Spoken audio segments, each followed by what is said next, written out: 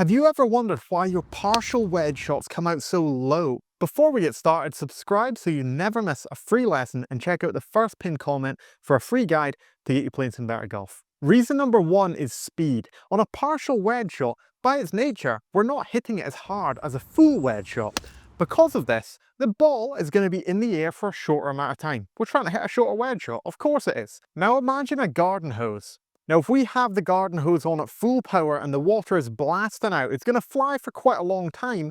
And because it's flying for a long time, it's going to reach a much higher height than if we had that hose at the same angle coming out with water much slower. It's not going to reach as high a height. That is reason number one. Because we're not hitting it as hard, we have not got as much speed, the ball is in the air for a shorter time.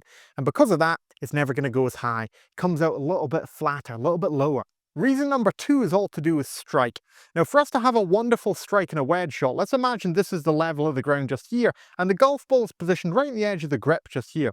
Now, for us to have a wonderful strike with a wedge shot, the golf club needs to work downward, considerably more so than it would for a longer iron. Now, because of this downward action that we need of the golf club, this actually pulls the flight much lower. The golf ball launches at a much lower angle. So for us to maximize strike, which is priority number one on a partial wedge shot, we need to get the club swinging more downward than we would for some of our lower lofted golf clubs. Because of this, this makes it fly much, much lower. However, all is not lost. The ball does come out much higher than it would for a 4-iron because of loft.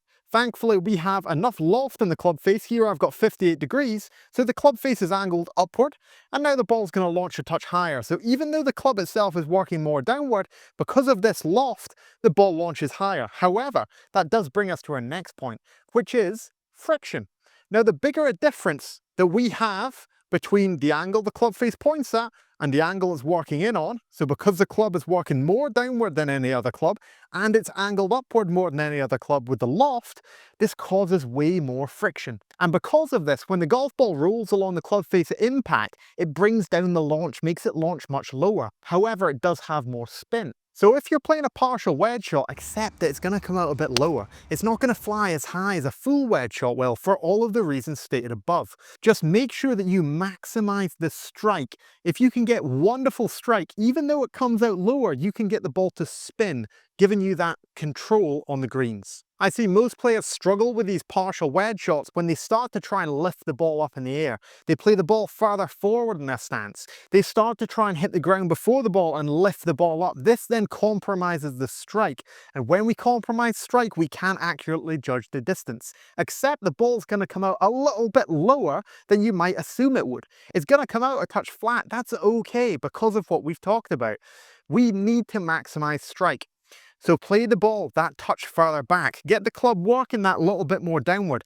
Try and focus on the point you contact the ground. And if you maximize strike, you'll be able to control the distance wonderfully well. If we absolutely need more height, then we can just adjust the loft. So instead of playing a pitching wedge, jump up to your lob wedge. And if that is not enough, then you can start to open up the club face a touch setup to add that little bit more loft. This then allows us with a more open face to swing it a bit harder. And because we're swinging it harder, the ball is going to launch much higher and go a little touch further. Just watch, the more we open up the club face, we start to see a lot of slippage on the face. Basically, the ball comes off a little bit inconsistently off the face, and this can affect the carry distance, making it much harder to judge how far you're going to carry the golf ball. Partial wedge shots are going to come out a bit lower because of lower speed, the club traveling more downward, and increased friction. Just make sure that you don't try and get more height by compromising the strike, trying to pick the ball up in the air and hitting more up on it, because then it's super hard to judge the distance. Instead, if you need more height, we can open up the face a touch more, go for a higher lofted club, or simply hit it harder. Let me know your thoughts on all this down in the comments below. I'd love to hear your take on all this. Thanks so much for watching. I hope you enjoyed. Check out the description for free training and a free swing analysis to get you playing some better golf, and make sure you subscribe so you can keep improving with this channel every single week. Have an incredible day.